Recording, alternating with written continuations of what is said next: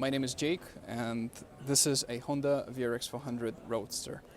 It's been recently featured on Freddy Stops channel.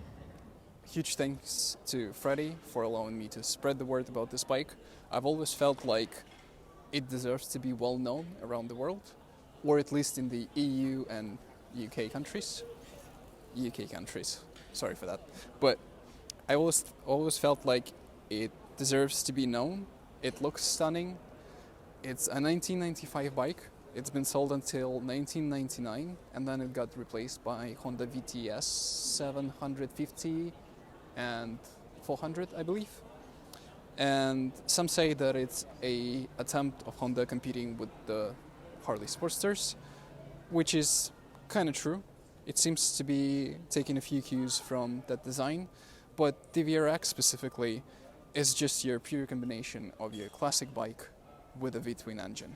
So you've got your classic riding position, you have your middle controls, and it's really comfy. It's nicely made, it's decently hefty, it's 200 kilos, but with stock tires and in good condition, it's really nimble. I've seen a few people doing gymkhanas with it, I've seen a few girls actually riding this bike.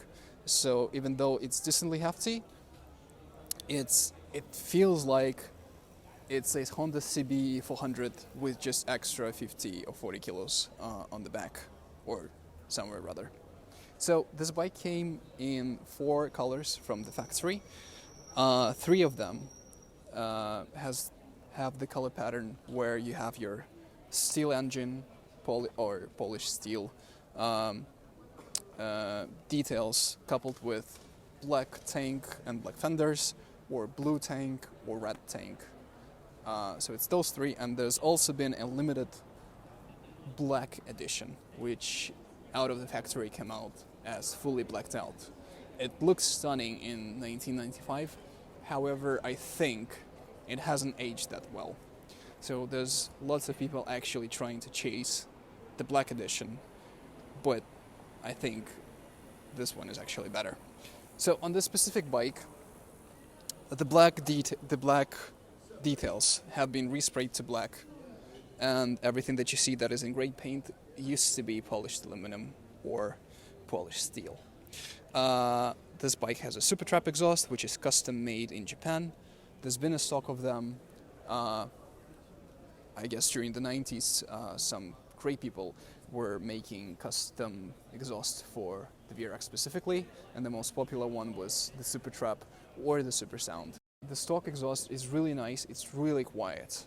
If you don't want to disturb your neighbors, if you want to keep it quiet, if you just want to hear the sound of the gearbox and the engine, it's perfect. But it is so quiet that it feels like you're driving an inline engine. It doesn't feel like a V-twin, which is what I wanted.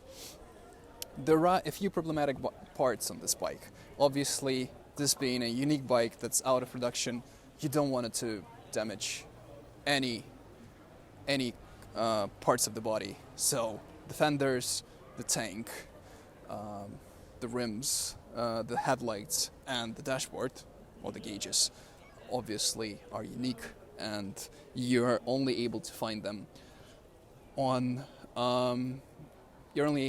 used in Japan, really. Other than that, there is this thing, which is a front disc brake. It's a chunky, solid piece of metal.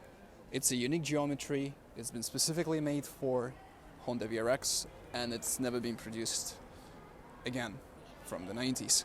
So if you're looking at buying this bike, take a look at the front disc brake and think your options. I've seen a few people getting around the issue of the front disc brake by adding CB1 front disc brake with a bit of spacers. That's definitely a workaround, and it's definitely viable, and I'll share a link to this video of a gent doing that, but I think it kind of ruins the look of the bike, which is not what you want to go for. In general, other than that, this bike has a pretty vintage size of tires. So they're 17 inches, the front is supposed to be 120 by 80, the back is supposed to be 140 by 80. And only Avon Roadrunner or Road Rider makes those tires. I'm not even sure they're making them nowadays. Probably around 3 years ago that was the case. I'm not sure if it's the case still. So, and from the factory, this bike came with Bridgestones, the Dunlops, and so it either had like a bit of a Harley pattern on the tire, and so I went for that. I had to fit other non-spec size tires, so I went for Scorchers, which is not because I like Harleys, but because it was the only option that fitted my needs. So I managed to fit a slunky chunky tire to the front. It's 130 by 80, and on the back, Honda was very generous because it allowed me to fit 160 by 70. Is it? Yes, 160 by 70. Lovely. It did affect the handling though. It's not as nimble.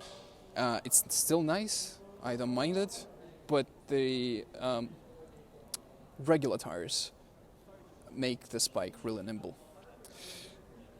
With that said, I would like to introduce our cameraman to follow me closely here.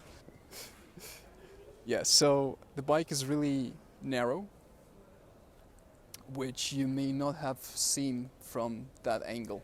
If you take a look from the front, it's way more narrow than you think it is. So if I take a seat here, and if you film it directly from here, it's way less chunkier than you think it is. I think it's actually narrower than the Sportster. Sorry for referencing the Sportsters all the time, but it's really narrow, and it's nice to filter some traffic in the city. It's definitely a city bike. It's not a long distance tourer. It's not a tourist bike.